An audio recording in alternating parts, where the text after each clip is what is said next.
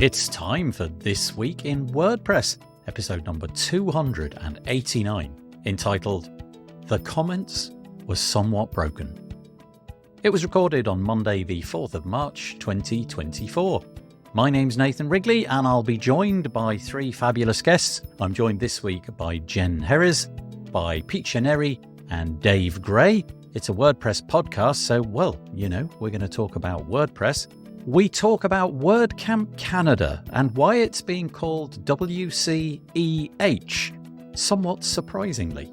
We also get into the fact that some people, Search Engine Journal, we're looking at you, seem to think that WordPress is a cause of frustration and is in decline. Is that the case, or are we just reading the data wrong? The Cwicly plugin is going away. We get into a conversation about why that's happening. Are you heading to WordCamp Asia? I'll certainly be there, and if you want to hook up, I would really appreciate that. That would be lovely. Who should foot the bill for WordPress events? Should it be the volunteers, or should there be a different way of doing that? And possibly the big story of the week, has WordPress.com, Tumblr, and Jetpack been selling data from those platforms to AI APIs? It's all coming up next on This Week in WordPress. This episode of the WP Builds podcast is brought to you by GoDaddy Pro, the home of managed WordPress hosting that includes free domain, SSL, and 24/7 support. Bundle that with the Hub by GoDaddy Pro to unlock more free benefits to manage multiple sites in one place, invoice clients, and get 30% off new purchases.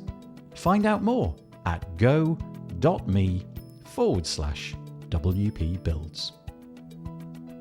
Hi. It is, I don't know what it is. It's the 4th of March, 2024. It's a Monday. It's 2 p.m. UK time. And what do I do every Monday at 2 p.m. UK time? Well, I'm either in bed feeling really unwell, or I do this show, which is more common. But of late, I've been a bit remiss. But we seem to be back on a regular schedule. I must say, I'm going to miss next week as well, because as luck would have it, I'm going to be in Taiwan, hanging out with a bunch of WordPressers at WordCamp Asia, which I'm really looking forward to. But nevertheless, we're going to do this show today. And as you can see from the screen, I'm joined by three fabulous WordPressy people.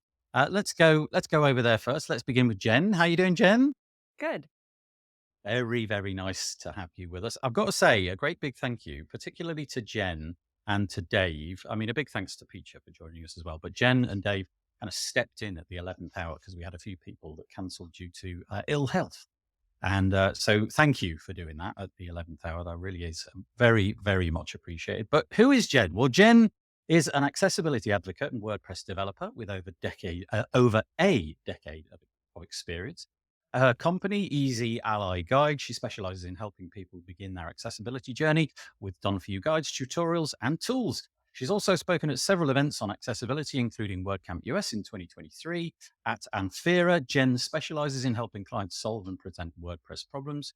Also works with a wide range of clients from multi-million-dollar companies to solopreneurs, maintaining their WordPress sites with care plans and generally making their WordPress journey less stressful. She also organizes the Baltimore WordPress Meetup and is an active participant in many online groups. Thank you so much for joining us. Also, like I said, stepping in at the 11th hour. Thank you, Dave. Really appreciate that. It's Dave Gray. How are you doing, Dave? Yeah, very good. Thank you. Glad to be back on the show. Yeah, well, I'm very glad. Last minute step in, but hey. Yeah, nevertheless, I'm sure your opinions will be most useful. The way that we put together this show is that typically I throw together a bunch of links and I send them out on a Friday at some point. And so hopefully all of the panelists have had a chance to sort of peruse the various different bits and pieces. But Dave is working on headsupwp.com. Yeah, it's hard, isn't it? That trying to point to the right place is almost impossible. But you can see it underneath Dave's names on the video. Headsupwp.com, a plugin and a new plugin, I should say, and service to help site owners monitor their WordPress site, WooCommerce stores for preventable SEO and user experience issues, for example, broken product images, broken links, deleted pages, and a bunch more. He's also recently acquired 12 mostly Divi related plugins from WP Plugins Plus, And the idea there is to grow his budding business empire. Nice. You heard it here first. Yeah, brilliant. Well, thank you, Dave, for joining us. Thank you. And Peacha Neri. We know Peacha. She's on Hello. she's on this show, not so frequently, but I do a monthly UI UX show with Peacha. But how you doing? You all right? I'm very well, thank you. I'm in not so sunny London, but very You're in happy to be London? here. I am indeed. Are you I think taking a that's- vacation, or are you just like moved or something? No, I think I've mentioned. Well, some people know, I used to live here. I lived here for Yeah. like 20 years, and then moved to Spain. But in Spain, where I live, in the city of Valencia, in the month of March, there's a festival that is completely bonkers, and you see it once and that's fine because you basically can't sleep for a month. So here I am instead.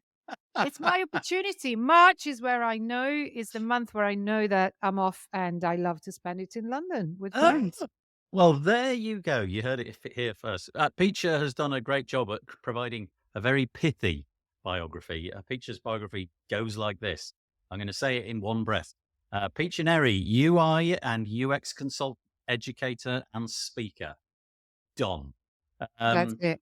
But let's spend the time that we would have done on the biography. Let's promote something that you're just about to launch. Actually, let's shove Oh, that do you want right to, without why not? any warm up or anything? Okay, Let's do it. let's Why? do it. Why the Let's heck do not? it. So I'm gonna shove a URL into your consciousness. And well, actually, I don't know if Google have grabbed hold of this at the moment, but it's called the Accessibility Typography Masterclass. Do you want to tell us a little bit about it? Because I don't have a web page available for it. I do have a link where you can purchase it, but tell us a little bit about what you're doing there. I'm sure Jen would be interested as well. Yes. So this is something that I sort of already did, but I'm doing it again now with a real focus on accessibility, because something that I should add to the very pithy bio is accessibility advocate as well. 60% of accessibility issues originate in design. That's a percentage that you read. And typography is an essential part of accessibility because it's the first thing that your users see, and it's also what I should say, is what Google and tools like that use to know, because Google is deaf and blind, or Google needs text in order to function. And so typography, but also extended to the use of text, is what I think we should all start from. So this accessibility masterclass, I'm running it with another designer called Joe Natoli. Yes, thank you for using the code, because I have been trying to get this. I have gremlins in my website. There are gremlins. Therefore, I've been trying to get in my Beaver Builder. Actually, there are gremlins. I've been trying to get the sales page ready for so long. That is a disgrace. So there's a code that gives you a nice discount of 25%. So grab it, because the sale ends on the 6th of March, because I'm kind of against discounts for various reasons. But in this case, I was like, for God's sake. And also, WP Builds, we love you. We love the listeners to WP Builds. So go for it. You've got time until the 6th of March. You got a 25% discount on the Accessible Typography Masterclass, run by Peacha Neri and Joe Natoli, who is quite a big name in UX, and I'm privileged enough that he's my friend. The topics that we will touch are, of course, the basics of typography. And by the way, if you use typography the way it should be taught, but actually most of the time isn't, you're already kind of a lot of the way there with having an accessible interface. That's my opinion. But there's so much more to it. There's things that we are actually going to teach in a masterclass. First of all, semantic and HTML, which is something that the vast majority of websites don't consider, and it's essential for screen readers assistive technology, and also people who don't use assistive technology, because it just makes your content clearer, write properly. So there's going to be a bit of it's going to be a mixture of content design. And we were saying earlier before we came on that, I mean, I wouldn't say that I code, but I do code a little bit when it comes to things like this. I do know what I should know about how to build websites accessibly also on the code side. So we will also touch on things on like interactive text, but also how to write your links accessibly. There's lots more than just the term typography would make you think. So Okay. I'd love to see you there. Sorry, I went on a bit of a rant. No, Sorry. it's okay. I get ranting. It's all good. This is what you're going to see. So the landing page is this at the moment. Maybe there'll be something that you can Google at another time. But there we go. The self promotion will continue in just a moment from my side. So there it is. Pictionary.thrivecart.com/ATM. And if you want to get some money off, I think it's 25%, then use the code WP. No, yes. WPB, the 3 letters WPB, all uppercase, but I don't know if that matters. There you go. Well, great. I'm glad that we got that in at the beginning, because it gives Thank you me very much. license to. No, you're welcome.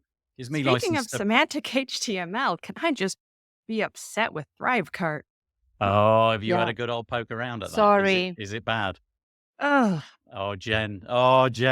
Oh, no, we've It's started on a terrible. bad. I know. Jen, we need some kind of we need for every link that we show today, we need some kind of noise that Jen, we put it on the screen. Jen can go and do right click, inspect, check it out from an accessibility point of view, and get some sort of angry. Yeah. So I get to start with yours? Yeah. No, mine's really bad. Forget that. Yeah, really don't look at mine. I do need an overhaul. Yeah, I'm Here it is. sorry. You do, yes. WPbuilds.com is our URL. We're supported by GoDaddy, so thanks to them for helping us keep the podcast going. If you want to see what we're doing, probably go to these archive pages and check it out. And if you want to subscribe, click on this little link there. Just another bit of self-promotion before we start. We're running version 7 of the ever so popular Page Builder Summit. It's coming around in May this year. Early May this year, and we're on the lookout for sponsors. We've got a few that have joined us already. 20i is going to be one, WS Form is going to be one, and so is Main WP, but we're on the lookout for some others, and you can find the information about what you'll get in return for your sponsorship at pagebuildersummit.com. Honestly, I'd list 1,000 reasons why you should do this, but I'll just say it's fab. It's a really nice event full of really lovely people, so go and check that out. Right. Where's my speaker invite? Oh, don't ask me. Anshin deals with that. I'm just walking away from that grenade. Really careful. I'm just going backwards away. I don't. Here we go. Right. Post. Yeah. It's mailed. That's what it is. Great response, Dave. I love it. WordPress stuff. Let's get on with it. No, let's not get on with it. Let's do the little live chat comments that have come through. There's always a few. Firstly, if you're watching this, appreciate it. Really, really happy to have your commentary. The more comments that come in, the happier we all get. The best way to do that is probably go to this URL, wpbuilds.com/live, and you can use the YouTube comment. So you need to be logged into Google. Or if you click on the little black box top right of the video player, you can comment in there without being logged into anything. I'm not even going to mention the Facebook stuff anymore because they're deprecating the API, so we probably won't be featuring on Facebook for very much longer. And you know what? So be it. Right, okay. It's Courtney. Courtney's joining us. Hi. Oh, no. Oh, Courtney. It says, it's my turn to feel unwell. Thanks for this happy group for starting off the week. Oh, good luck with that, Courtney. Feeling lousy is lousy, and I really hope that you get better soon. Thanks for joining us. Cameron, all the way over in Australia, Brisbane, or the environs of Brisbane. He says, evening all. Thank you. Peter Ingersoll always drops us a little comment about the weather, and today is no different. It's Connecticut that he joins us from. Sunny, record-breaking warm weather yesterday. Wow, it's cooler today. 47 degrees, crazy format of weather, or 8 degrees centigrade, which is a sensible format that everybody can understand because it goes from 0 to 100. Cloudy skies. Anyway, that was my lesson in being patronizing to North Americans. I'm sorry about that.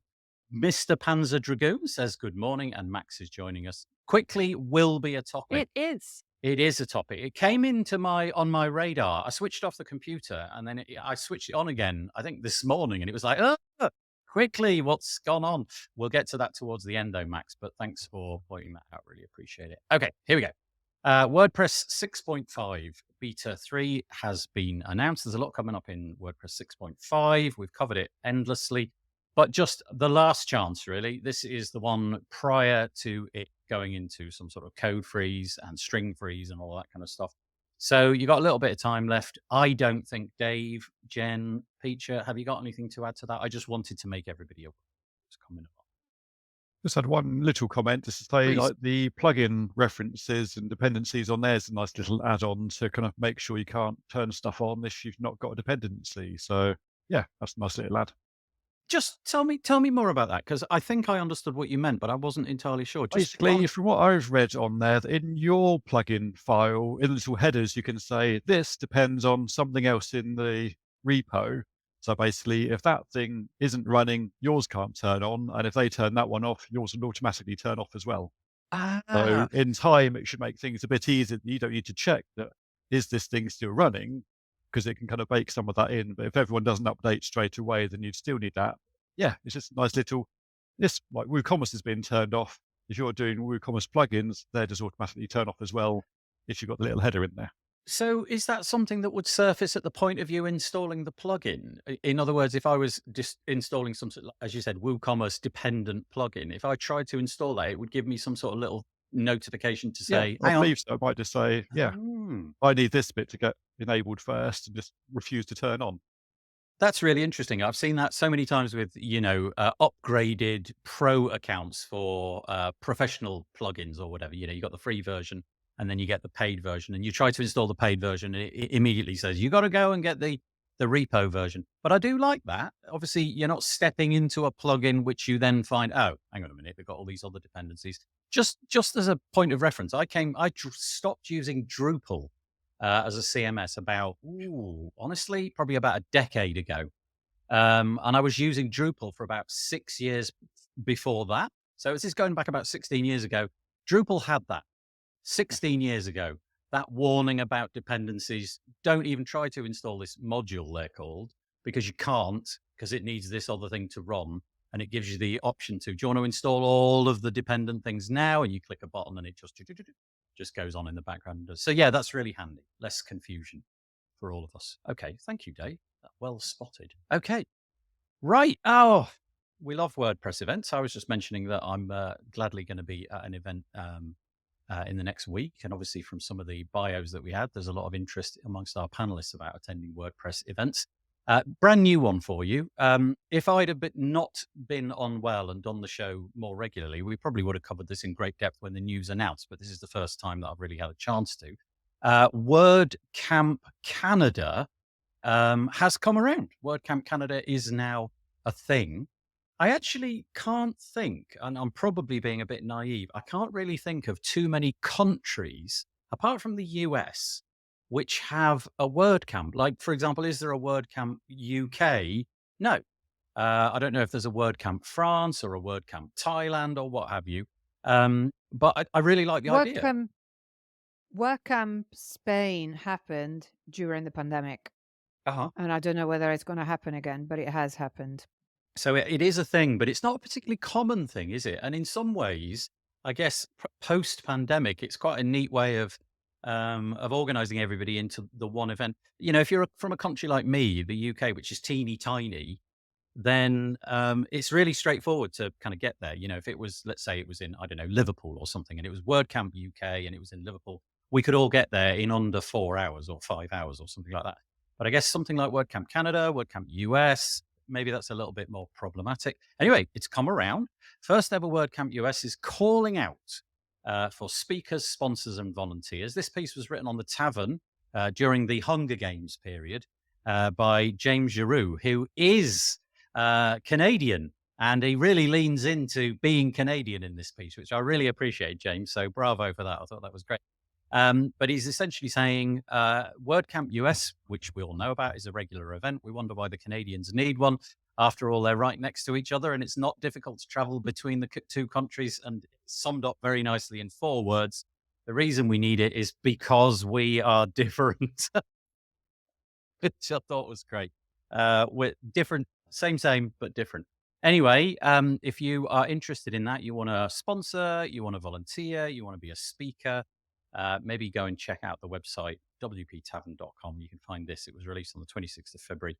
And there's a link to the WordCamp Canada page. Anything from you 3 about that, or events in general, WordPress events? Let's open it right up. Off you go. I have wants to another go first? question. Let's go I'm all feature right. first, and then we'll go Jen. Yeah.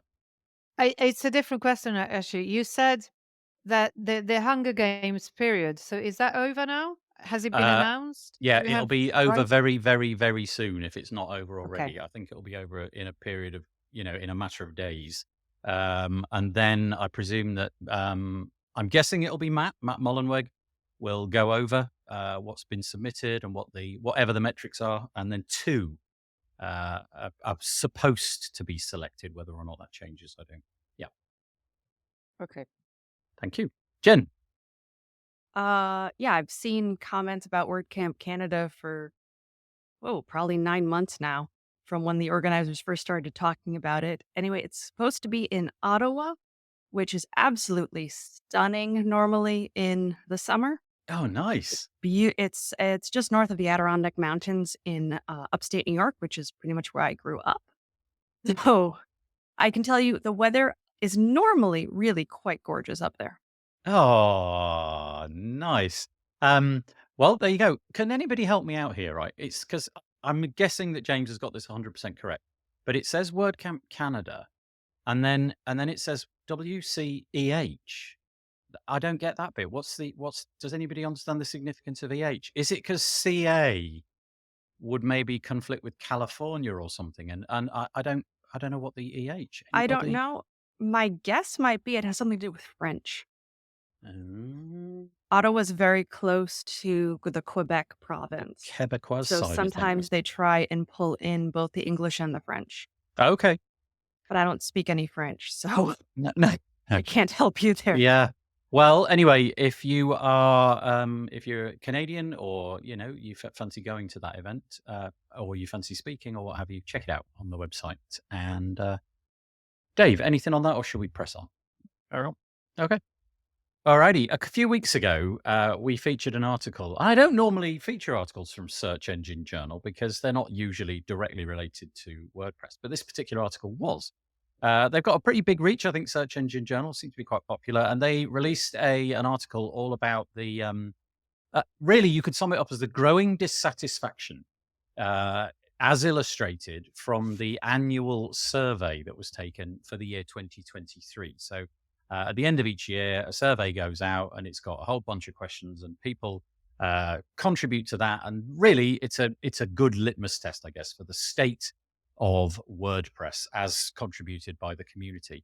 And it came out as a fairly pessimistic read. There didn't seem to be an awful lot of confidence in the software. There seemed to be, basically, it seemed to be a relentless pessimism was coming out of it. And really, this article, which has come from WP Mayor, is called "Do WordPress Annual Survey Results Reflect Reality in 2024?" I think they're just trying to put the brakes on that and say, hang on a minute, Search Engine Journal in particular. We've got some problems with this. Firstly, it was a survey completed by about 4,000 people. And you can imagine the user base of WordPress. Honestly, it must be millions, I would have thought. Truly to reflect that community, it would be millions. If there are 4,000 people contributing, they make the point that I wonder if people who have got an axe to grind maybe are drawn to that survey a little bit more. If you've got something that you want to get off your chest, if you like, then maybe that's a good way of doing it. They also talked about the fact that the language barrier may be difficult for people to fill out that survey. So, the community stretches the globe, and I imagine many of the people using WordPress are really only using it in the one language, which is their preferred version. So really what they're saying is calm down. WordPress search engine journal people, calm down. Search engine journal was saying that people were troubled by the ease of use, the flexibility, the cost, and block themes. And anyway, this article was saying, can we just calm down? Give it a little bit of time to percolate. So I don't know what your feelings are. I don't know if you're sensing So, this in the communities that you hang out. Again, enough from yes. me. Over to you. So I run a Meetup group, and we're now over 2,000 people. Yay. We That's a just lot. recently hit 2,000. And one of the things is most people honestly do not think that the powers that govern WordPress care whatsoever about their personal opinions. And I've heard that echoed in many other groups, including people I talked to when I was at WordCamp US, is that the powers that be just don't really care about the feedback from the masses so much. Do you take from that if they were presented with a survey, they simply wouldn't fill it in because They just don't fill it out. right? And the other part is anytime you ask for feedback from people, it's just human nature. If you have a bad experience, you go immediately tell everyone else about it because, when you got burned by fire 2,000 years ago and you told everyone else fire's hot, it burns you, be careful. That was literally survival of the human race. And we still do that. We have a negative experience that is extremely memorable to us, and we are much more likely to proliferate that and tell other people about it than if we had an okay experience. If it was okay, it was fine, we moved on, barely even registered in our memory. But a severely negative experience, you tell everyone. Yeah, I think that's a good point, and definitely made in that article that the 4,000 people, there's maybe a proportion of those have some axe to grind. Dave, Peter, anything you want to throw in the lot here? Yeah, I think as sort of Jen sort of said, people either tend to complain a lot if it's minor or really inconvenient, but it have to be super duper wonderful to actually I'm going to actually put pen to paper or type something about this bit. So it's a bit like your MPS scores. You got to be really, really good to get someone to say, actually, that was acceptable. British way, Yeah, it's super duper. Yeah, it's all right. Yeah. Yeah, it's a point well made. Peter, anything to add? Yeah, although I have to say that I also have heard, sort of gathered on the ground in Spain, this kind of feeling that the powers that be don't really care. But I agree. I completely agree. I actually have been making a point recently of writing and taking surveys when I am happy rather than when I'm unhappy. Sort of back that trend, but it's true. I agree entirely. So this article really is trying to paint a less pessimistic picture, but it may be that given the people that you hang out with, maybe this is in fact the feeling. Peacher certainly sounds that there are people on the ground where she is that do have genuine complaints. So maybe it's a bit of swings and roundabouts. Maybe there's something in this, maybe not. Anyway, it was worth pulling up because I read that article and I just believed it wholesale. I thought, oh, the sky is falling in, and of course maybe that's not entirely the picture. We had a problem last week when we did this show in that some of the comments that were coming via YouTube were not coming through to the platform that we use. Typically, the comments come into this platform and I can press a button and they go up onto the screen. Only a subset are making it through. I did file a report with the support channel that run this platform, and they were looking into it. But I apologize if I don't raise your comment onto the screen, but I'll just raise a few quick ones. Firstly, Elliot Richmond was saying hello, all the way from Cheltenham. Thank you very much indeed. Courtney Robertson was saying that the Hunger Games for the WP Tavern ends on the 15th of March. So we've got another 11 days or so. And in fact, one of the people has only just begun writing. So I think they've got their little bit of time to run out. And that's based upon the Brian Cord start date, she said. She also says Canadians say a lot, or huh, or yeah, apparently. And Elliot says that EH, as in WCEH, Canada, in print is used primarily to signify Canadian, with many websites What does it stand incorporating for? A, like they say a lot. EH. When the Canadians finish their sentence, they say a. So I That's think, actually regional. I've found oh, that okay. there are quite a few Canadians, and it depends on what region of Canada they're from, whether or not they throw A in all the time. Okay. But that's But I, interesting that would make it in as the WordCamp A.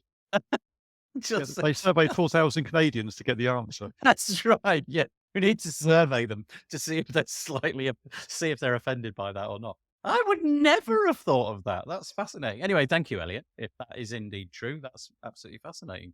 I guess it's a bit like, I don't know, picking up on something, calling WordCamp UK something like WordCamp Watcher or something, something like that. Righty-ho, let's move on. Let's move on to this next piece.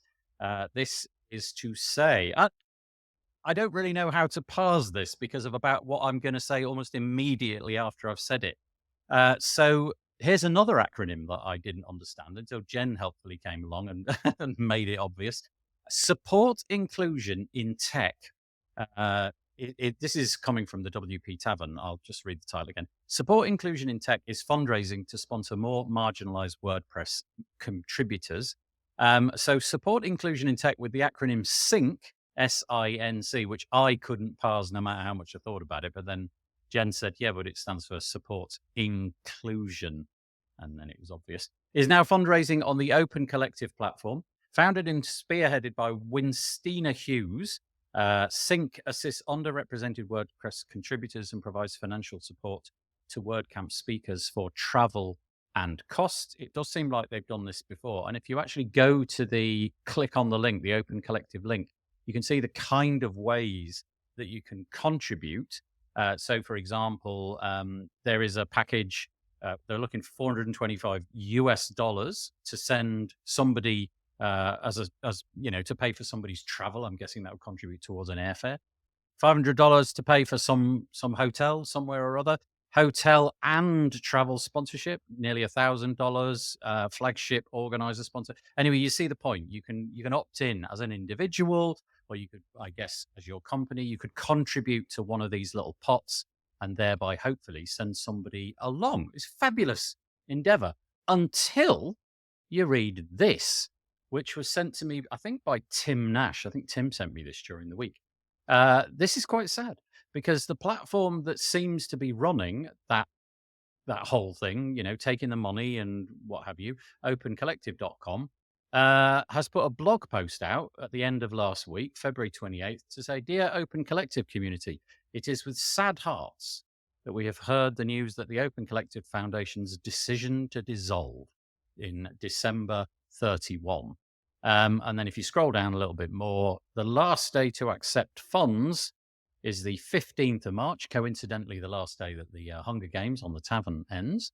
And so that kind of puts this up in the air a little bit. This fabulous initiative that I was going to mention now suddenly appears to be homeless in terms of the capacity to take funds from the next few weeks. So let's break that out into two stories. The first one is what a fabulous endeavor this is. I love stuff like this, being able to contribute. And maybe we'll deal with that first, and then perhaps later on we'll come to this Open Collective collapsing or going out of business. I think it's a for-profit. So obviously, they had to pay the bills and what have you.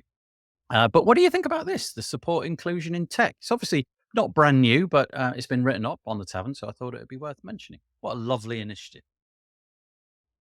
Do you remember, Nathan, that I think we did an episode of the UX show where Yeah. I reviewed their website because I'm aware of the initiative. I know it very well because I know Winstina, and when she set it up, I helped her because I have been a recipient of funding as an underrepresented before support inclusion in tech existed, and then I think it was my last funding I put through support inclusion in tech. So I applaud the initiative. I think it's great. Winstina is tireless in her work, and she doesn't even work with WordPress. She's got a completely different job. I think it's a government job. So she really does it entirely for the good of the community. So a big round of applause for Wistina's initiative. You know better than to activate me, Nathan, on what I think about this issue in general, because I think, and I very, very strongly, ever more strongly think that this should not be needed, and speakers should be, and contributors, first of all, organizers, but in general, we shouldn't people shouldn't have to go look for support, because it's not as easy as it seems. It's actually quite hard. It's a big time suck, and in general, then it's much easier for a speaker who has a job and therefore they get funded by their company Just to be to clear, go and speak Peter, at the work. way that I personally not. yeah, just to be clear, because the way that you phrased that, it could have gone, it felt like you could have understood it in two different ways. You're saying, I'm Okay, pretty sorry. sure that I've got this right. You're saying that these should be paid for positions. If you're going to speak at an event, you should be paid to speak. If you're going to volunteer, rather, if you're going to Or help at least organize your events, costs you're covered. right. Yeah. Okay, your costs are covered. So, At least it, the costs should be covered. right. It's an incredible, the amount of time and energy that all of these initiatives take up, both for the wonderful people like Winstina that organize them, but also for the speakers. It's not straightforward. And I mean, it's a way bigger conversation. I'm not going to go down that rabbit hole. Nathan, you know my position. So I'm not going to, but let's just say, well done. It's wonderful. And what a shame that Open Collective is shutting down. But yeah. Yeah. Okay. So great idea. However, can't put it on the screen because it hasn't. It's one of the comments that hasn't come through, but I can read it out. Okay. That's Courtney, who says, I quote, the WPCC, which is the WordPress community collective. So they use the same platform for a similar but different set of goals, but the idea is that you contribute in the same way into these little buckets. And they say that they're reviewing for a new fiscal host soon. So maybe Winstina with the support inclusion in tech, maybe once Courtney and others at the WPCC have figured that out, maybe a conversation could be had about where to go to make that happen. Okay, so over to Dave, over to Jen. Let's talk about the initiative and the sad demise of Yes. payment. So I know there are some private companies. I remember when I was speaking at WordCamp Montclair, one of the speakers came from Canada, and she had found that she was able to get funded by, I believe it was Yoast, Oh, yeah. had options for people who are underrepresented to get their costs basically covered. So I I've been think it's very funded by nice Yoast. Yeah. that some of these private companies are coming in and filling this niche, but it's also frustrating and annoying that they have to come in and fill this niche. Yeah, here's an example. I think I've got the right one on the screen. Yes. I just quickly Googled it, and this was the one that seemed most sensible. Yeah. The Yoast Diversity Fund. So They've this funded is me very many times, and I'm very Right, grateful. so- They are very good at funding, and I mean, she was a university person, so she's used to incredibly painful amounts of paperwork, and she said that their paperwork was actually very simple and straightforward. Oh, nice. So we know that companies can step into the breach here, and I'm guessing typically they'll pick one or two or three or however many people, and they'll just fund them with the amount that's necessary. So in this case, it sounds like it's €1,000. What I kind of liked about this initiative, though, is that people like you and I could dip in and do Mhm. like little micro payments, right? We might have just $30 or $20 or whatever, and it could add into that little pot, and over time that pot could reach the point at which it was fulfilled, and then that thing could happen. And over at the WPCC, we've seen Alex Stein, who has been who has the pot that was A funding him got huge full up. accessibility developer. Yeah. Right, Alex right. is top But notch. presumably not just funded by one company. So Yoast come along and Mhm. give the €1,000. This is probably multiple smaller donations, which eventually add up to fill the pot. That's going away, but hopefully Courtney can chat to Winstina at some point and figure out between them where they might go with the funding. Dave, anything to add on that? Sorry. No, I think the others have sort of covered everything on this side. Mhm. It's a good initiative to try and do, and whether there's a way that some of the private companies could then kind of fund a particular part on something like this to kind of sort of come through, or have a directory to say these companies like funding people, so those that are in need or require assistance can kind of get like, oh, here's a directory of people that could try and help you. It does seem like it really does seem like this platform is really in the purview of what WordPress could do, right? It feels like there could be a WordPress solution built. I mean, I know things like Give could probably be, recycled to do something like this. But anyway, it seems that we're going to have to find a new home for support inclusion in tech, but also the WPCC. But it sounds like that is being looked at. Okay, there we go. Right. If you were going to go to WordCamp Asia this week, one of the things which came along and filled up the agenda, if you know what I mean, like from a non-WordPress user's standpoint, I would imagine that most of the names on the speaker list were probably unfamiliar to you. You know, if you're a WordPresser, then you've probably heard of a lot of these people, like I have. But they announced that Tim Ferris was going to be joining in the speaker lineup, and that kind of put a really interesting spin on it to me, because suddenly a WordPress event had this. Well, is it me, or is he just like a bit of a superstar? I mean, obviously he's not kind of on the level of, Taylor Swift or anything like that, but pretty famous, right? And getting him at an event like a WordCamp, suddenly, I wonder if it, like, suddenly some people who wouldn't have gone thought, that's interesting, I'll go along and see. Anyway, no more. Tim has had to cancel. I don't know what the reasons were, but it sounded like, and I can't remember the exact wording, but in the email I got today or last night, my inclination was that it was personal reasons, so maybe ill health or family reasons or something like that. So I don't think this is a case of Tim pulling out because he just didn't want to be involved anymore. It's more a case of having to pull out. But last week on the show live, we raised this, and Michelle was here, and we thought it was hysterical because Michelle said, nobody will show up to my my talk now that I'm at the same time as Tim. She found out that was happening. Anyway, Michelle, I think you're on a plane at the moment, so you won't be hearing this. No more. You're free to consume Tim Ferris's audience lunch, if you like. But that's apropos of nothing. But if you were going to go to WordCamp Asia and you were hoping to see Tim Ferris, I'm sorry. I have to say, it was very, very funny, because I think the way I was watching, I think the way it happened is that Michelle said something like along the lines of, well, I really pity the person who's having to talk at the same time as Tim. And then you went to check and it was her. It was It her. was just Yeah. like- And then So- she had a bit of self-pity. So well for a done, while. Michelle.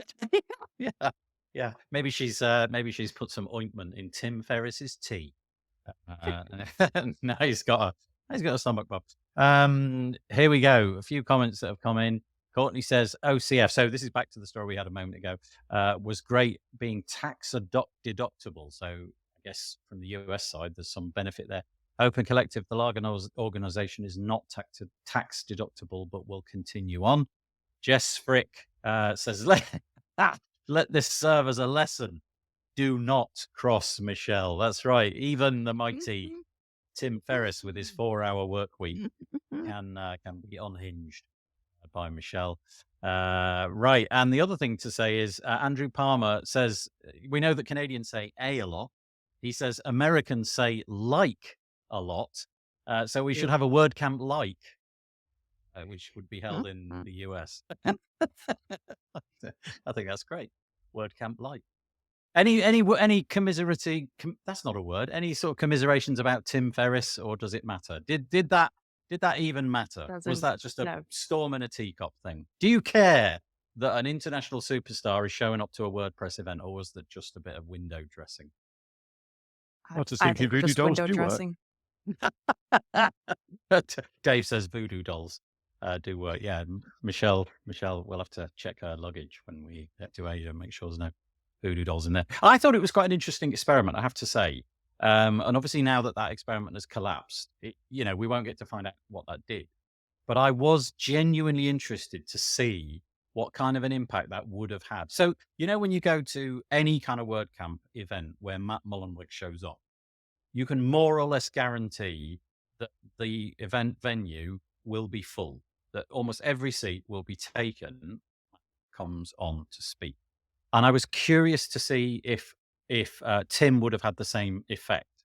And if he did have the same effect, did that sort of justify that experiment, if you know what I mean? Putting a non-WordPressy person, and I know he blogs, right? So there was totally a route in for him to be talking at a WordPress event. But I was interested to see if that had worked. Is that a recipe for future events? You know, invite people who are outside of the community in order to drum up support, drum up, I don't know, media interest, get the wider world talking about WordPress and the events. And anyway, there you go. Just my 2 cents. What I'm really curious about, I mean, I was a bit, I thought that the choice was interesting because I think the Tim Ferris was huge a few years ago, but I feel like, I don't know. But however, I thought it was interesting, but I am really curious to find out how these invites work, because do the invitees, do they have to follow the same protocol as other WordPress speakers? That is to say, you pay your own costs, or are they invite? Well, it's a question to ask because I know that these people can command huge speaking fees. So are they or are they not? I really would love for it to be a transparent process because I don't know. I have no idea. As a meetup organizer, I am explicitly forbidden from paying someone a fee. I'm also forbidden from paying them to travel. I'm forbidden from paying them anything. So I do everything on Zoom. So there's no travel fees at all. Great. It's an interesting conundrum, isn't it? Because somebody of the stature of Tim Ferris, and I'm guessing that he's financially fairly secure, right? I'm guessing that Tim is not worrying about his bank balance particularly much. So if he's required to show up with no fee payable, that's not a big deal for him. But it would be interesting to peel back the curtain there and see if there was some nominal fee that might have been paid or discussions about that. My guess from what Jen said and from everything that I've come to understand about the rules. Right, exactly, is that it would be explicitly against the rules. And we have no intuition that rule has been broken. And I sort of have the intuition that I think Matt Mullenweg was on his podcast a few weeks prior. And I wonder Andrew said. Right, I wonder if they have some sort of, if there's a friendship there. That's how the invites happen. Probably. That's how the invite happened. But I'm just curious because I know it's not the only by invitation. And I just would like to know how that works, because we just had a conversation about how to fund speakers and so on. So it is relevant. There could be payment from a private entity to him to compensate him for attending the event. That is, of course, completely permitted. But the event itself, being a WordCamp, can't pay. I see. Yeah. So if for example, someone else could be paying. Right. Yes. If I paid for Peacher to go correct to in the same way Yoast. Right. Exactly. Yes, in the exact same way that okay. Yoast is able to fund all of these people and whatnot. So it's entirely possible that there was compensation. It's just the compensation is against the rules of running the WordCamps. Yeah. Now that all of that's been said, I'm going to say confident. I'm in fact very confident that the rules in that case would not have been broken. But it would be interesting to peel back the curtain and see if there was something going on, in other ways. Probably never know. No, probably not. But I also I stick by the interest in it, because I do think that it would be fascinating one time to get somebody who is just on that different level of popularity, fame, whatever you want to call it, who can just tweet out a thing, one tweet, and suddenly everybody's drawn to the WordCamp Asia page or WordCamp Europe or what have you. I think that would be a really fascinating experiment to run. And whether it's one with Tim in the US or, somewhere else, again, we'd have to see. But I would be fascinating. And you're right, Peacher. Andrew Palmer. Sorry, I can't put it on the screen because it hasn't come through.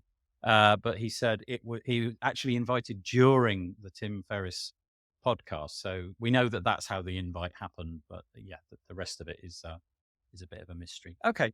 Anyway, it's gone. And so he won't be there. So we'll all go and see Michelle or Wes or Perth, which are all happening at the same time. So, okay. Alrighty. Anything else to add about that, or shall we move on? All right. In that case, we'll move on. Alrighty. Okay. All right. So this is a piece that we featured a few weeks ago. So the news itself is not that fresh. But I just wanted to mention the fact that I had done a podcast recently with the person who wrote the article. It's Thomas J. Rafe. And he produced an article. Oh, I don't know if there's a date at the very top. It Yeah, was 3rd of published in January. December. Oh, Okay. Yeah, Was that- January here, maybe written. I was looking at it in December. Yeah. Okay. You helped him put this together, and we did a podcast. Which honestly, it's so interesting listening to him talk this through because it's very meaty in terms of technical details. This article, but the bottom line goes like this, and like I say, it's on the WP Tavern. It was the most recent episode, wptavern.com/podcast. It's episode 110. And this just confounds my intuition when I heard this. And this is that in the year of 2023, the tech stack that he's got, which is in many cases root access to the server. So it's not a plugin sitting on top of WordPress. It's like beneath WordPress. And he's getting the server logs in real time. And he's got 7 clusters. And he says that in some times of the week, he's getting 20 million logs written per second. And at that point, my jaw kind of hit the floor. And I was thinking, what even is that? Like, how is that even possible? It's all about attacking WordPress websites. And the bottom line is this. I thought it would have been plugins that were the problem. His data shows that it's stolen session cookies. So, I don't know, somebody sends you a malicious email, you open it on your Mac gets infected with something. And one of the byproducts of that infection is that the browser is giving up its session cookies. And if the browser gives up your WordPress session cookie, then whoever gets that cookie is you. No ifs, no buts. 2-factor authentication will not do anything to help. Nothing will help. They can be you for a period of time. And he find the data that 60% of the attacks in 2023 that he was observing were these attacks. And the implication is pretty terrifying, actually. Yes.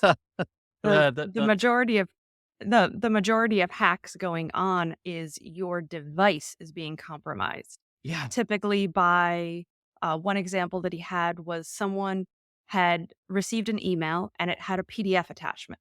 And the email was about the latest Facebook class action lawsuit.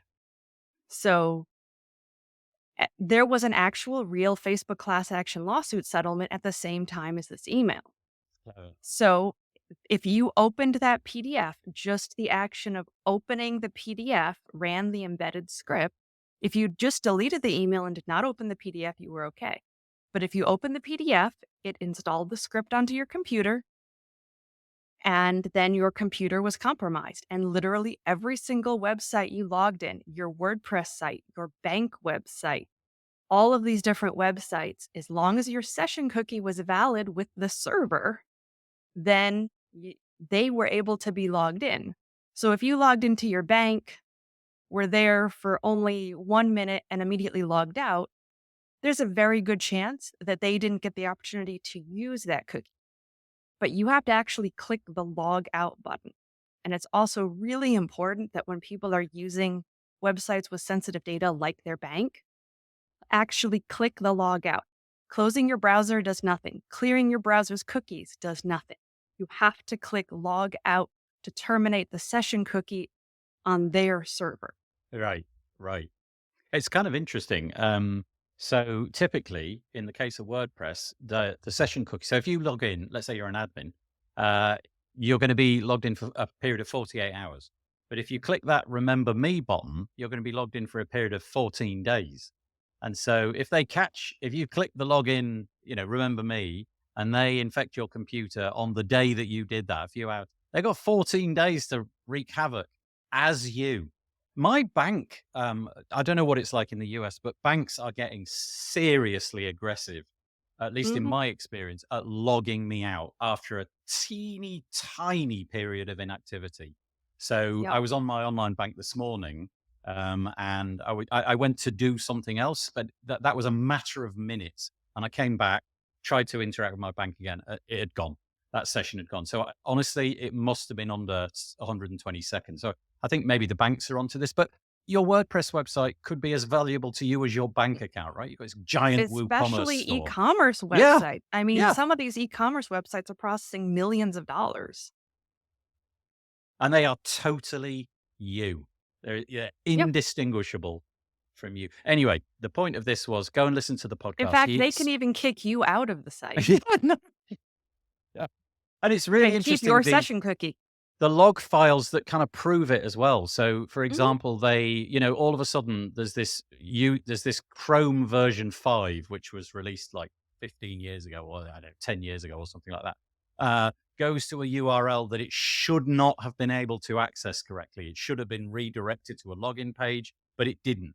It went to that page from nowhere and was active. So they know, like Thomas knows, that's malicious. Mhm. The log doesn't look malicious unless you know what's going on, but we go back in time and we see that IP address and that person never, ever, ever, ever went to a login page at any point. So we know. And it's really interesting. He explains it far better than I do. And we talk about cake quite a bit. We describe things as cake. So if you like cake and security, Bob's your uncle. Anybody want to talk about Dave? Yes. Teacher? That's Dave, what go. I read this the other day and thought for something such a massive proportion, like 60% on there, it'd probably take someone in core a matter of a couple of days just to say, have a tick box on by default, match your session cookie to your IP address. And that would No, negate that, that doesn't wouldn't it? work for a lot of people. If If you then, people who are on VPN systems, then they can end up with a recycled IP address periodically. If someone is traveling and they have their mobile phone, they can be moving between towers and changing over their IP addresses. No, but wouldn't Seen some that people. work from the point of view of like it'll your keep IP kicking you address out would more change, often. so Yes, you would have to repeatedly log in, which would still it would be a satisfy. nightmare. Yeah, it Yeah, would be a I've nightmare, but it talked. would work. I've seen no. I've seen Calvin because masking an IP address is incredibly easy. Interesting. Okay. Because then that would also mean the Spoofing people an trying to IP break address in. is very easy. Yeah, but I guess it is interesting because you're adding a layer of complexity. So there'd be two things to know at that point, there, wouldn't there? You'd have to know the IP address and have the session cookie. And typically, maybe they can get. I don't know. Anyway, sorry, Dave. Carry on. And that was No, I was just thinking, yeah, because if you did have like that bit on there and you weren't traveling and you were always at home and you just wanted that extra bit, then yeah, well, that's just like an Well, education piece if to you say, want to use something like Cloudflare, if you're always at your own IP address, you can restrict access to areas like all of WP admin to just specific IP addresses. yeah, because some of these bits would then be relying on people being a bit more techie than I'm just doing a self-install of WordPress on that bit, don't know these things, try and add those few extra hoops on that side, it's kind of like default on there, where there's a few simple bits we could try and put in place or just it was actually educate people a bit more. Yeah, there had been yeah. a thread, and Calvin Alkin, who's a security researcher from originally from Germany, I Sneeko. think he's now in Spain, and yeah, Snicko. And no, he had gotten into a whole thing on how that would actually create problems for more users and wouldn't really do a lot to enhance security Yeah. because you can get around it. Yeah, interesting. So in the podcast, Thomas said one of the features that he liked about Solid WP, which have a security plugin. I guess Mhm. it's Solid Security. He specifically called out the fact that binding the IP address to the session is one of the things that they do, which he liked. But I can't get into the technical detail because, frankly, I'm not that clever. But regardless of what the solution here is, if you're in WordPress and there's any chance that WordPress is valuable to you, then the simple thing to do is just log out. Just click the log out button. that will then destroy, if you like, the session cookie. And then even if it's stolen, it's meaningless. Yeah. So that Log out. hygiene element, which, Dave, I guess, is alluding to there, learning a bit more and understanding a bit more about what you're doing. Because honestly, with the best will in the world, I log out from almost nothing that I wish to stay logged into. I've got my Gmail open. I'm logging into that when it forces me to log into it. The same would be true of a whole bunch of things, and it's purely convenience. But maybe there's something to be I'm the said same. about this. Yeah. But it was frightening to me that the whole 2FA thing, which in my head was kind of my final layer of security, it's fascinating that this completely obliterates all of that. Oh, yeah. Anyway, go and listen to it. Thomas J. Rafe talking about it. James Lau in the comments, thank you. Can't raise it on the screen. I'm sorry, I can't see them all. But I can read it on YouTube. It says, I need to read and understand this cookie thing. Still clearing backlogs of articles and podcasts. Yeah, it's about 40 minutes-ish long, 45 minutes, like that. And he sums it up really nicely. So go and check it out. And then Max says, couldn't they just, so this is to Dave's point, I think, couldn't they just create an IP address that goes along with your login? And if the IP address changes, you automatically get logged out and have to re-log in. Yeah, that was what I was sort of alluding to. But yeah, I guess Jen's right. If you're in a, I don't know, if you're in a train or something, you're going to be getting logged out. Like literally, you log in, and then as soon as you've logged in, you'll get logged out again. Couldn't we just use Andrew Palmer? I should say says, couldn't we just use interactive logout, which Inactive. is a plugin? Sorry, apologies. What did I say? Interactive. Yeah. Yes. I mean, it's just still in there doing stuff. It's when you yeah, come out. Yeah. Interactive logout. You have to play a little game or something. Couldn't we just use inactive logout, which is a plugin in the repository? That's Andrew Palmer's suggestion. I don't know that plugin, so It depends on whether the inactive logout is something that lives on the server and automatically logs you out via PHP processes that are running, or if it tries to live in the JavaScript layer in your browser, which requires your browser to actually be open and running. Okay. So there's your answer, Andrew. From Jen. I don't know that specific plugin and what it uses. Yeah. But you could always get into a discussion with Calvin. So yeah, Calvin Sneeko, SNICCO. You can find him there. He's on the Twitter. I can't remember what his Twitter handle is, but he's definitely there. And we have a comment which I can actually show this time, and it says, "Hello, Mark Westgard. Mark's in Taiwan. I'm guessing by now. Mark, what temperature is it? I'm going to pack tonight, and I want to know what to pack. Is it warm or is it cold? Please let me know. Answers on a postcard." There's the internet. You can look it up. On the internet. I'll do it for you. Let's move on. I'm not going to do that one because we're kind of running out of time. I thought this was quite an interesting article. So hat tip to Toby Crines. Sorry, I don't know how to pronounce your surname. I just thought this was a fascinating article. It was on the Tavern. It's called "You Don't Need to Know Code to Build a Successful WP Business."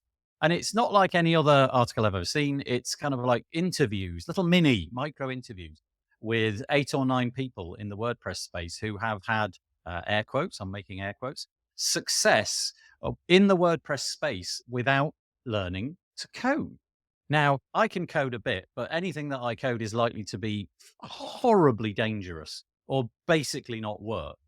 But I've managed to make a living out of WordPress in that way. Jen and Peacher, accessibility and UI and UX. Dave, let's begin with you.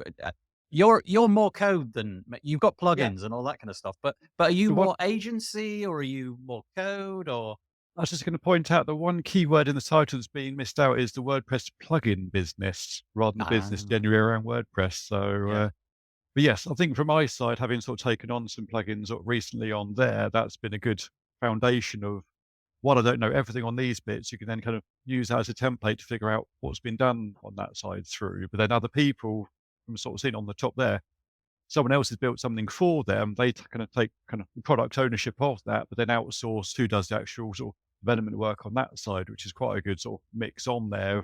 Someone can get the ideas and someone else can keep up to date on the tech stacks to kind of go through. So yeah, if you've got enough money to do those sorts of things, and that's definitely a good valid route to try and go down. I find that really fascinating. Well, I'm not confident enough to do that kind of thing. Just in the position I'm in, I've got too many other like plates that I'm trying to spin at the same time. But the idea that you can sort of step into the marketplace, buy a plugin, and I've seen that this week, isn't it? Barn 2? They Barn just 2 sold sold several, like 14 or 9 or anyway, a fairly some number. jaw-dropping number that they're able to shed and still have a business.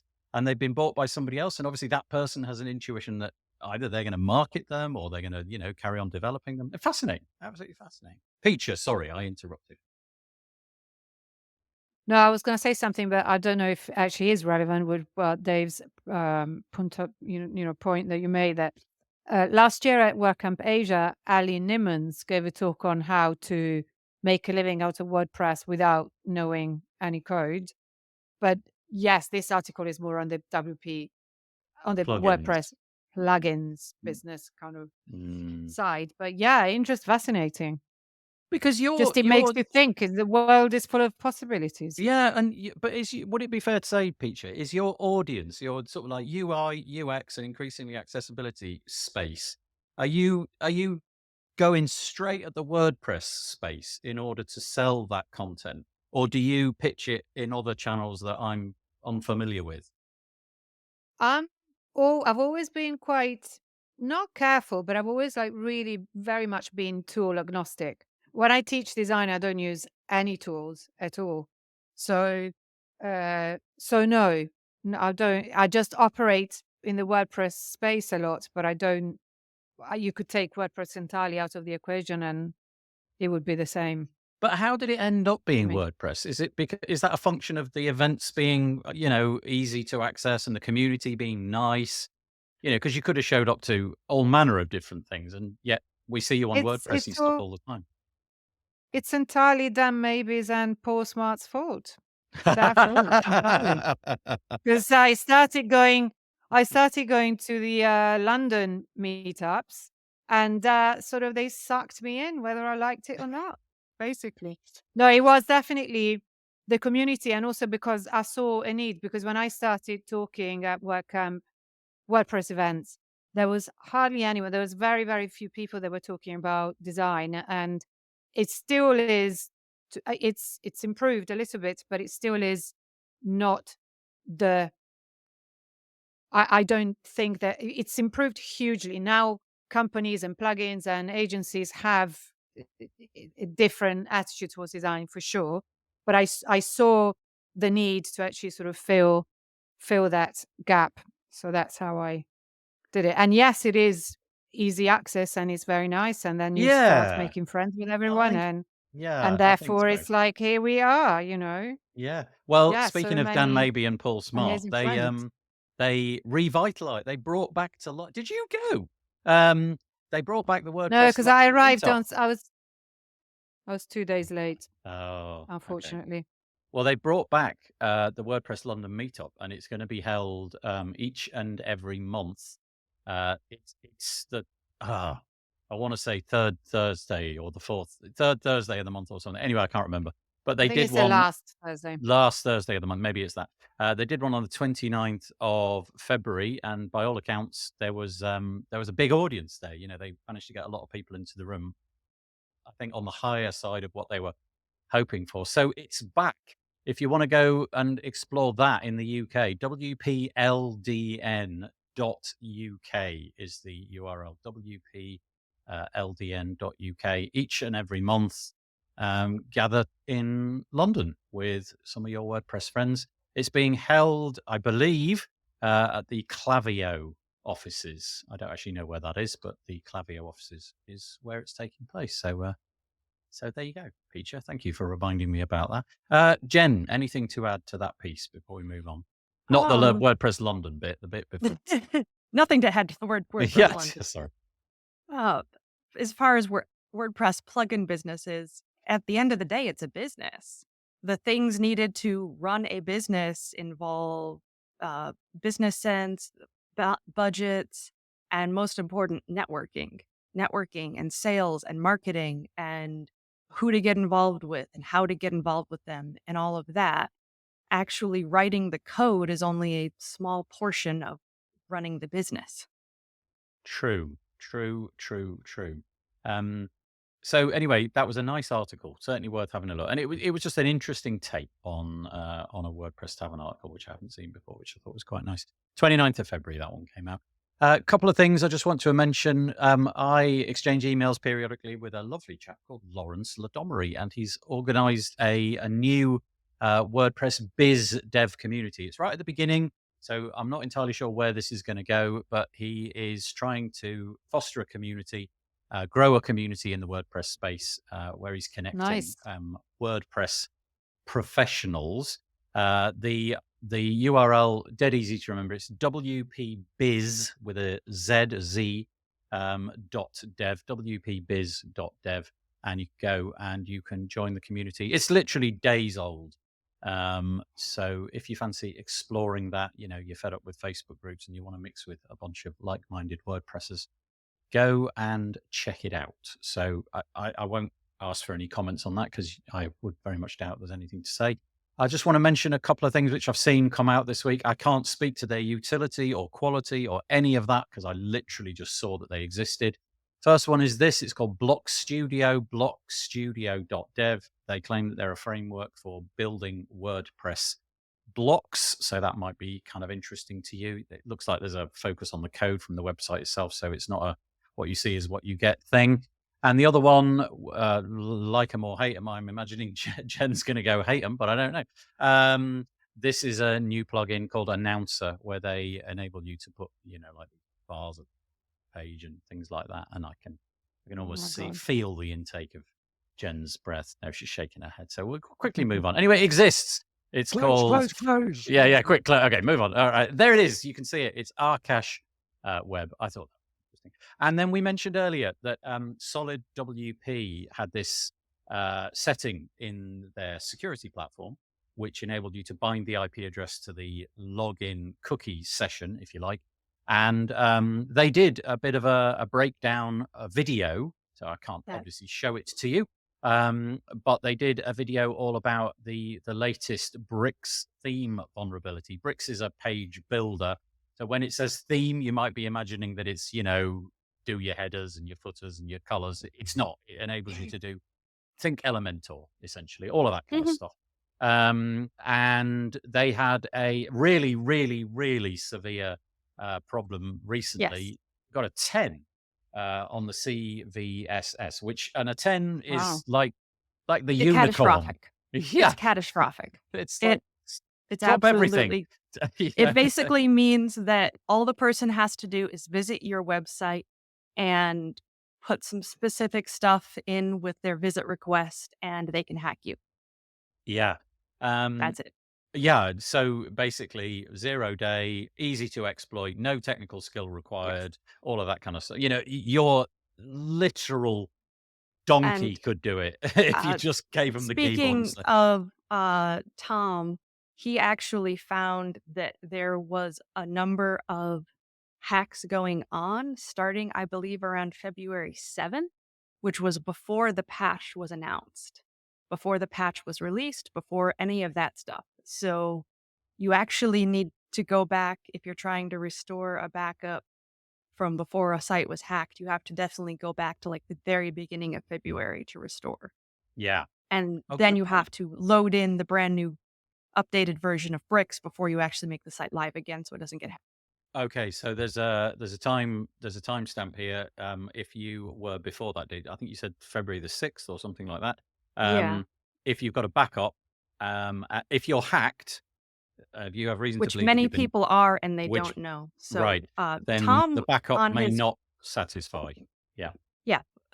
So Tom's product, we watch your website. They will scan your website for free. So they're not going to clean it for free, but they will scan it for free, and their cleaning fees are very reasonable. Yeah. And they've been doing tons of it.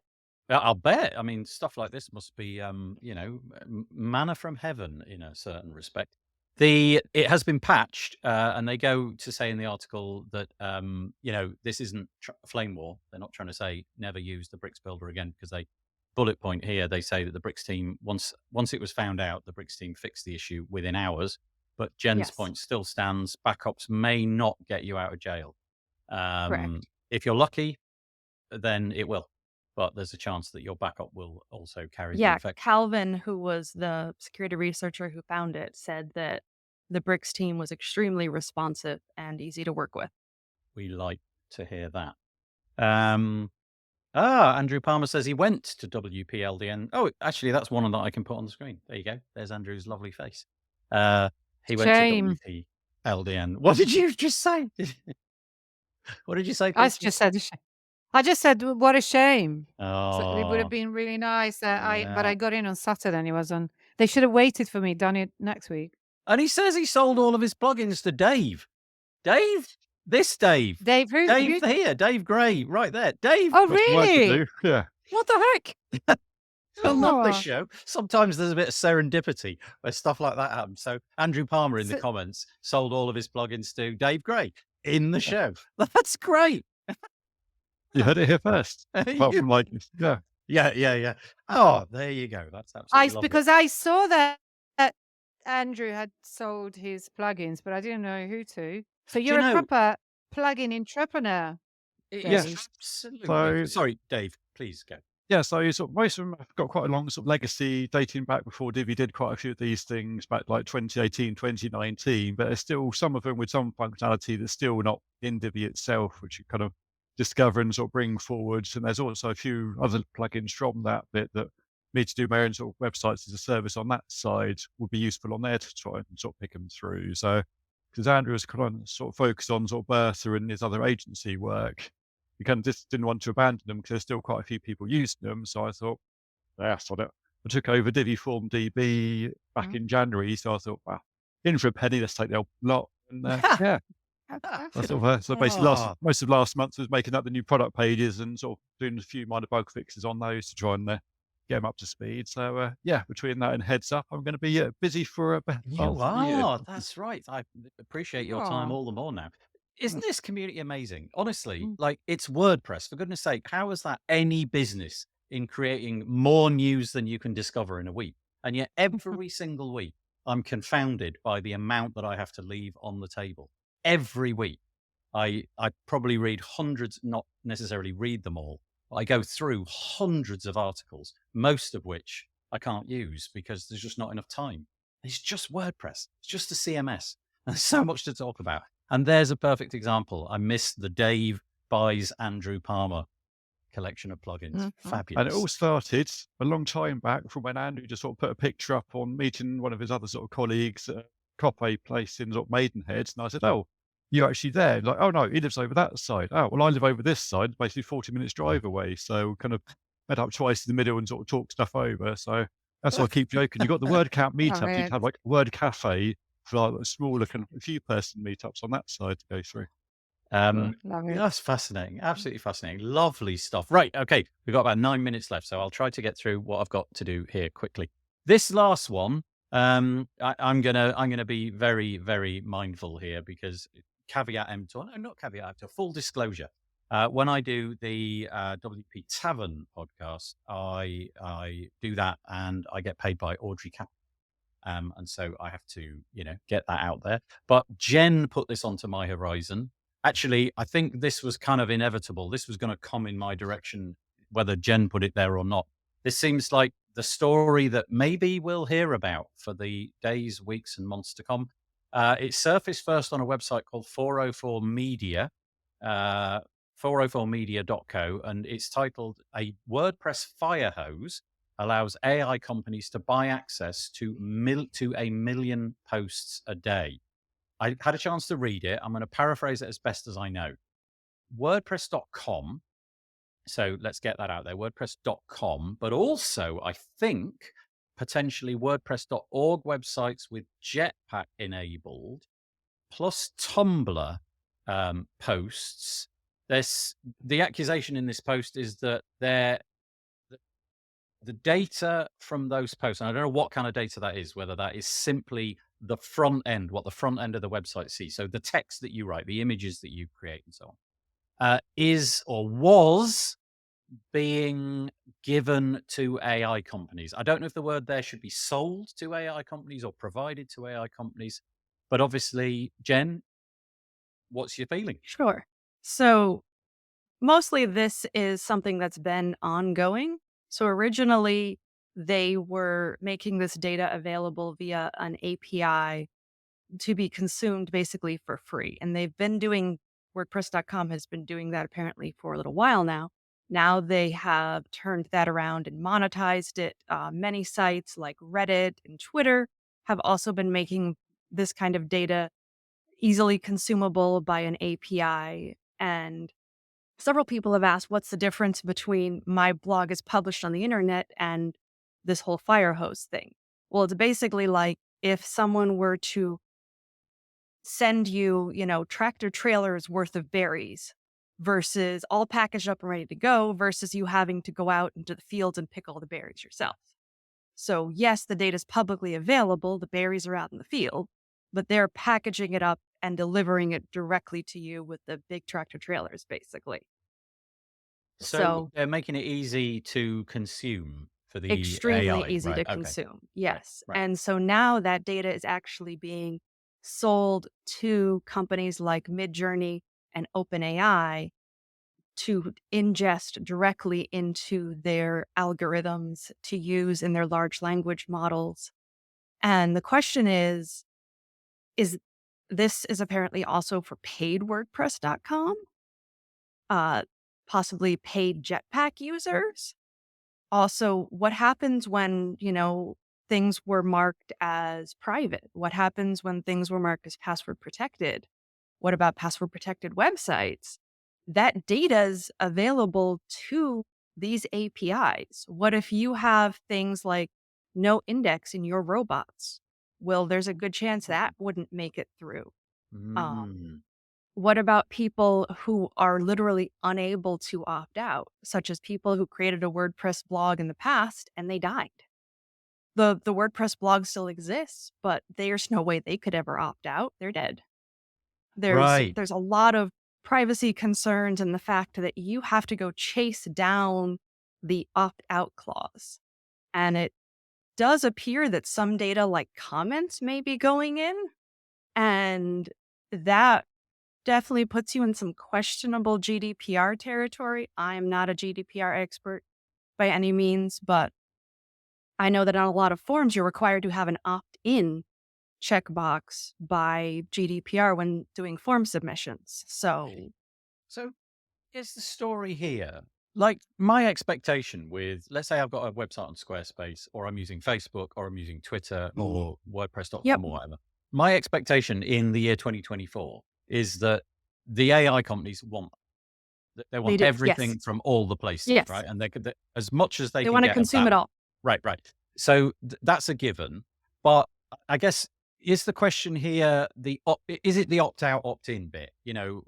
Like this would this all have That's been part fine of in it. your opinion if you'd have had the option right at the start to say, okay, I'm opted out by default, but I wish to opt in, or whatever that. That would definitely make it much more palatable, especially since, this data is being ingested by all of these algorithms and whatnot, and you may not really want your data to be ingested by all of these algorithms. But mostly it's just that most people aren't aware that buried in the terms of service and the terms of service that changed over the years, that this is even happening to their data. So a few interesting comments Nathan. about this. Yeah, I'm just going to raise a couple of comments, Peacher, quickly. First of all, I can't see Andrew's one on the platform, so I'm just going to say it. Andrew said there is an opt out. Yeah, I think that's the case, but isn't it? But is it doesn't. checked? Okay. And then another one which I can actually put on the platform is Birgit Olsum. Hello, Birgit. Exactly. She says it should always be opt in by default. I wonder By if you meant that. default. So Opt out. Does Opt out. You can't opt out. It has to be opt in, not opt out. So does she? That's Oh, I what see. she's saying. So what Birgit? I think what Birgit's saying there is you have to intentionally opt in. Okay, great. Right, that's what I would have expected that to say. And then Jess's comments. Jess is joining us. Thank you, Jess. She says, private there's a lot of lack of information thanks, about Jess. this and unanswered questions from the media. Let's clear this up because this is important. So Jess is often on this show. She works with Pressable. Pressable is a host that Is I our definitely host, use. Nathan. So Yep. Yeah, And exactly. For clients as well. Jetpack is on a website that I use. And so Jess says, privately hosted Jetpack enabled sites are not, and she's capitalized, not included. There is a lot of misinformation being shared. And that is one of those pieces. So, okay, let's take that. Thanks, Jess. Let's take that and parse that. If you have a privately hosted Jetpack enabled site, and Jess, I'm guessing you're meaning whether it's on Pressable or just anywhere, that it is not included, and we've got to be mindful of misinformation. What we need with this story is a source of truth, don't we? We need one article where we can go to where it's all listed out in detail by somebody that we can categorically say, okay, that's straight from the horse's mouth. Because as is always the case when social media gets involved, and I might add platforms like I'm producing, here we are throwing our opinions about, it does muddy the water a little bit. Dave, I'm conscious that you've not said anything about this. Do you want to? I'm just thinking from, while what they're doing is technically not right, I'm just always thinking from things on the technical side. If you're going to have companies like this going around scraping all your sites and basically taking it all for free, if you provide it through an API, they won't be hitting your public web servers and using resources on there. And more importantly, they're making some money from it where they could just be taking it for free regardless. So while how they've done it isn't right on there, from a purely technical side of things, they're trying to make the best of a bad situation. Right. Now, I've been overly simplified on there, but yeah, just thinking if they're crawling the sites to get this lot, regardless, if you provide them a door to that bit, you can control and throttle that bit and make some money from it at the same time. Okay. I do apologize about the overrunning nature of this podcast. We'll do one more. Are you all right for like a couple more minutes? Yep. Jen, Peter? Okay. So anyway, that one came up on the 404 website. I'll just pop it on the screen again. This feels like a story which is not going to go away particularly quickly. And it would be nice to get the authoritative version of that. Jess has come back and said, you are right, Nathan. I very occasionally. Just in general, that happens. It's not all that often. But thank you, Jess. So let's hope that this story solidifies itself and we can all come to a solution that we're entirely happy with, because it does feel like tempers are sort of starting to fray about this. I mean, Automatic needs to put out a press release detailing exactly what they have and haven't made available and to whom, and really answering people's questions. That's really what needs to happen, is that Automatic needs to issue a press release and really clarify exactly what is being sold. Right. What did happen, what is happening, and who is it happening to, that kind of thing, so that we can, and also surfacing, if you're not sure where that opt-in box is, surfacing that so it's really nice and straightforward to find. Okay, so this will be the last piece. I do apologize. We had a variety of other different bits and pieces, but I'll just mention this one. It was mentioned right at the top of the show. I think Max mentioned it. Not a user of this, so I don't really know a lot about the plugin itself, but there's been development on a plugin called Cwicly. It was a block tool which came along with a suite of blocks. I think they had some quite clever stuff in there like grid and things like that. They have decided to, out of the blue, discontinue the development of Cwicly.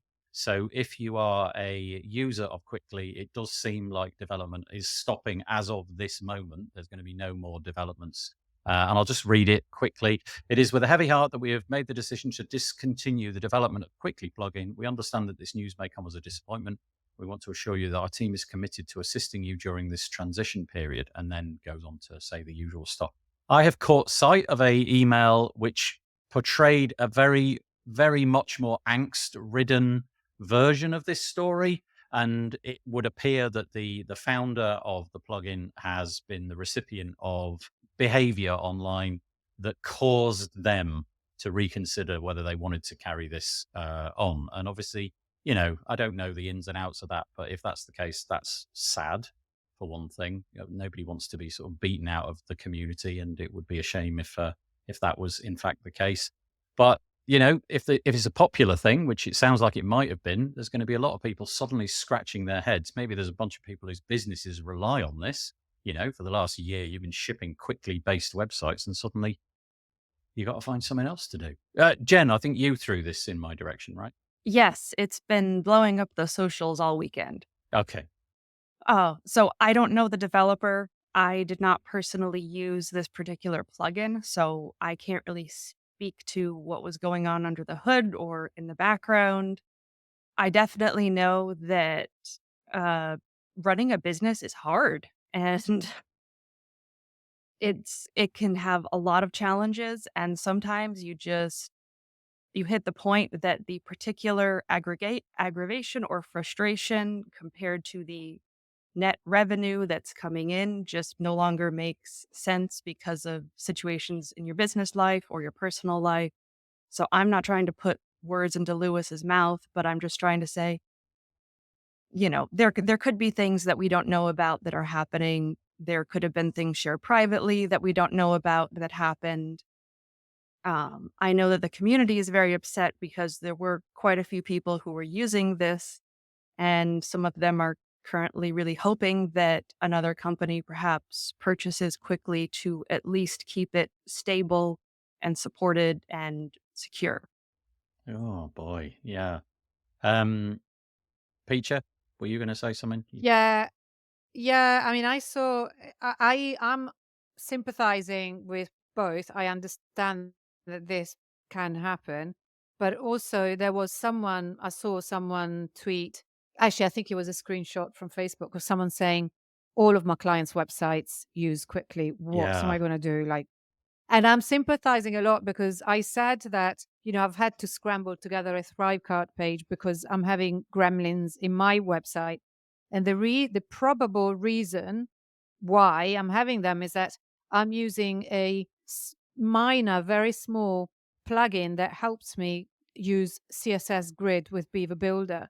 And I've run so many tests, I'm 99% sure that that's the issue. My entire site relies on that plugin, and I don't think and now I'm like, okay, I'm actually having to build my course sales page on a subdomain, and because I can't rebuild the entire site now. And that's a tiny plugin that, because now Beaver Builder has I mean, I don't know, it's not proven 100% yet, but it's likely that that's what's happening. So I feel sort of torn as well, because I'm thinking 1,000% support small plugins and small businesses, and I really believe in that. They're very important for the whole ecosystem.